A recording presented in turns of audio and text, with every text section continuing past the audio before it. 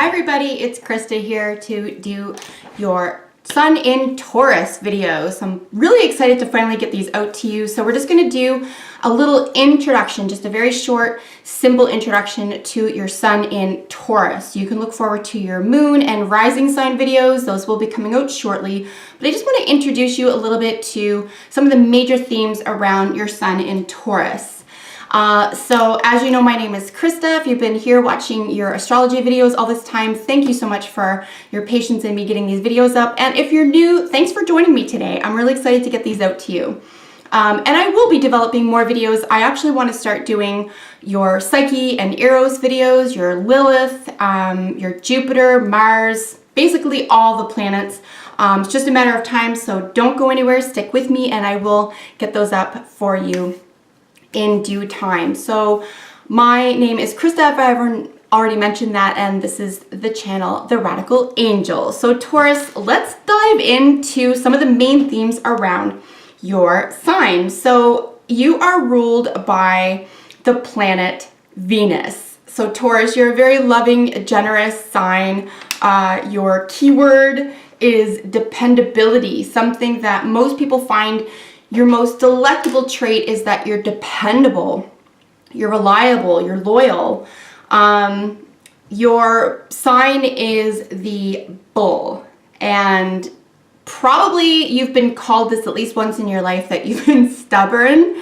That is another trait, but that's not necessarily a bad thing. You can take a long time to change your mind about something, but once you do, you quickly leave an old thought or belief system behind. You just need all the information before you, and you need to figure it out for yourself. There's no cajoling a Taurus into something. You cannot force a Taurus into something.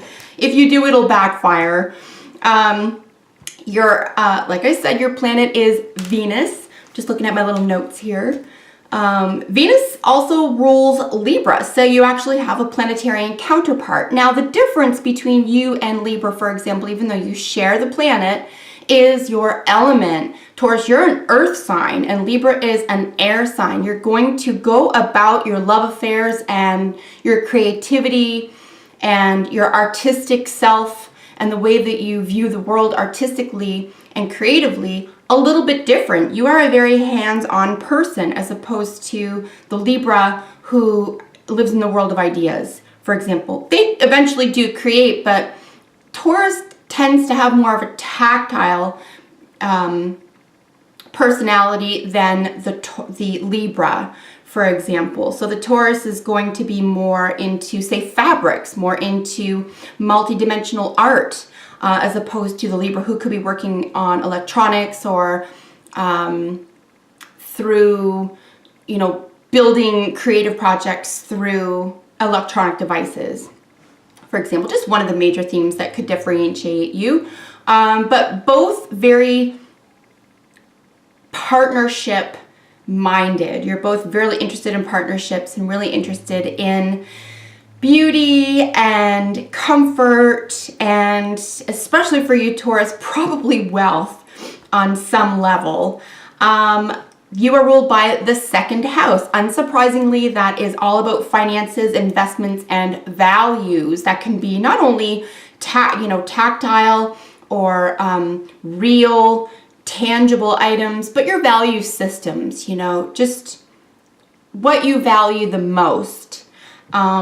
10 to 1, it's going to be someone else. You really have either a best friend or a love affair in your life that is so significant to you, and that relationship really takes up your whole heart and your whole mind, and you can be the most dedicated person till death do you part. So one of the most dedicated signs definitely is you, with anyone with their sun in Taurus. Your body part is going to be the neck. So it's this area of your body. And of course, this is the throat. This is the speaking, sort of the throat chakra here. If you have any difficulty with the throat, for example, or if you're always clearing your throat or have diseases or concerns around the throat or speaking, you might want to look into even some counseling or therapy to get something off your chest, because this is where it's going to be held the most, is around the throat. In addition to that, it's probably going to be one of the more beautiful parts of the body, not only on you, but that you appreciate in other people as well. This part of the body, even the clavicle, is going to be attractive to you. Your element, as I mentioned, is earth. Again, very down to earth. There's a reason people say that. Very down to earth, salt of the earth type people. You're going to be able to get along with all walks of life. But again, your whole purpose, your behavior is that you're going to be seeking comfort. So while you can get along with all walks of life, you're going to do everything you can to get out of any type of discomfort, whatever that means to you. You're looking for comfort, you're looking for ease, and you will work hard to get that. Your strengths. So all signs have at least one strength and one weakness. And I'm just going through the very basics of what your sign provides to you, your sun sign provides to you as a strength, and that is determination, in my view. It does say here in the book dependability. I think those are probably close related, but you are determined. Like I said, it is virtually impossible to change a Taurus's mind. They have to figure this out for themselves. So that bullish attitude, that stubborn attitude can actually come in handy, and it can be very inspirational to anyone else who finds themselves a little flighty. Maybe some air signs are around or working with a Taurus, for example, and they're really inspired by the fact that you can take the bull by the horns, so to speak, and hang on until it's done. Hang on until the job is done or the work is complete.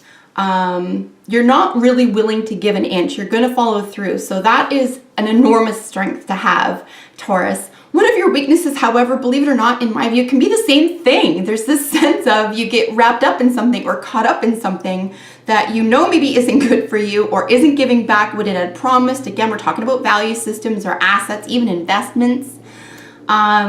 So there comes a time where you have to sort of cut your losses and walk away from that. So if you find that to be a weakness for you, maybe do a little bit of contemplation. That's going to help as well. And again, get some things off your chest. If you don't want to talk to someone else about it, or you don't want to reveal something about yourself, you can always just make a pros and cons list. I find that very, very helpful. Just think of one phrase or theme or question that you have around a decision that you need to make, and just make pros and then put a line in between them, and then cons, and then you can just work through that yourself, and your stubbornness or your tenacity can actually work in your favor.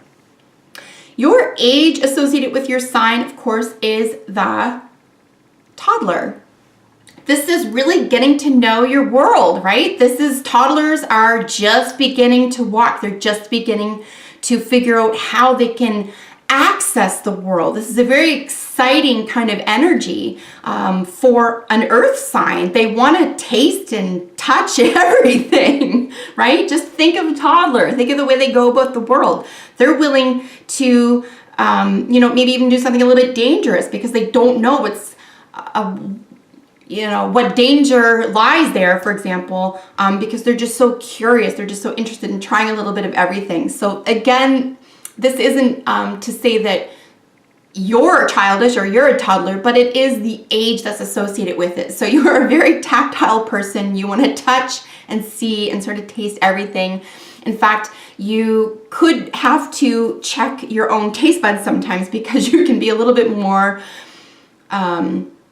sugar savvy because of this comfort and this pleasure aspect of Venus. Could even be like extra everything, right? You want it all. So that could need to be tempered, but ultimately it's a beautiful thing. It doesn't have to be a bad thing at all. It's actually quite sweet. You just want to see the world around you and experience the world around you. And again, this can be very inspiring to those who don't have a lot of earth in their chart, for you to be around them. Or for myself, who's a Cancer sun, to be around Taurus people. They make me appreciate the real world, and they make me slow down a little bit and talk about real things. So I really appreciate the Taurus in my life, and I bet your friends and family do as well. So the quality or modality of your sign, as we know, I mentioned you are an earth element, but the quality is fixed. So there's four signs in each modality. There's cardinal, fixed, and mutable. You are the first out of the fixed signs, which means, like I said, it's very difficult to change your mind. You're fixed in intention, outlook, attitude, behavior. You're probably not going to change too much or change too suddenly.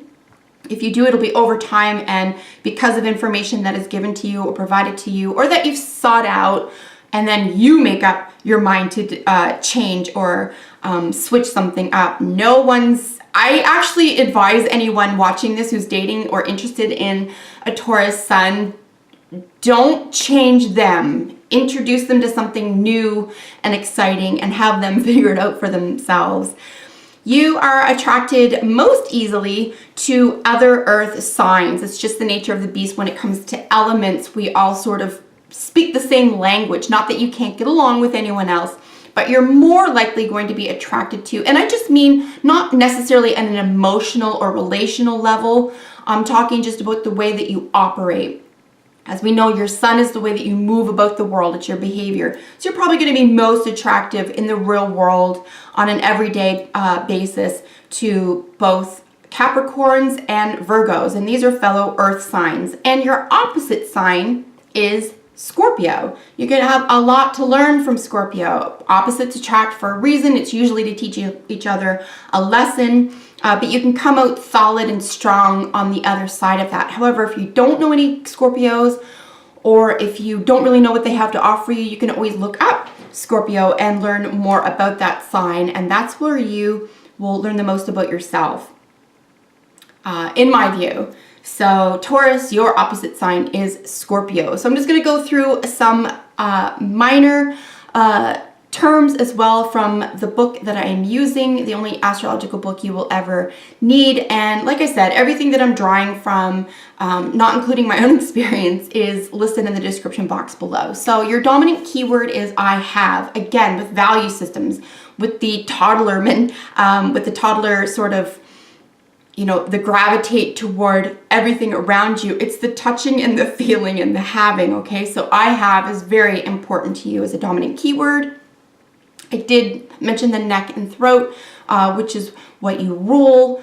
Of course, I said the bull, so of course you rule. Cattle is the animal that you rule. And your lucky day is Friday, and your lucky numbers are 6 and 4. So Taurus, that's the end of your introduction to your sun in Taurus video. Like I said, look forward to other videos coming up with your moon and rising signs. Those will be next.